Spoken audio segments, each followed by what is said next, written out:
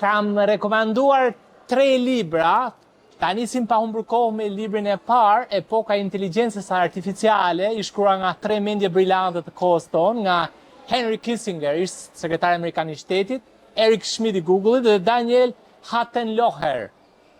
Ky është një libër që është, po themi, baza për të kuptuar më mirë se çfarë është inteligjenca artificiale në ditët tona.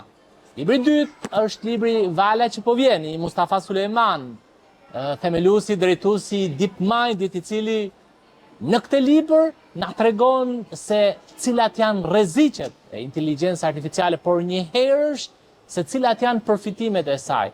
Inteligjenca artificiale s'është asgjë tjetër, vetëm një valë re e kohës tonë. Patjetër libri i tretë dhe i fundit të rekomandimeve është Nexus, i historianit njohur hebrej Yuval Noah Harari. Është një libër që e nis shpjegimin e tij në mënyrën se si qenia njerëzore ka ndërtuar rrjetet nga fillesat deri më sot dhe e shikon inteligjencën artificiale si një prej rreziqeve më të mëdha të shoqërisë njerëzore.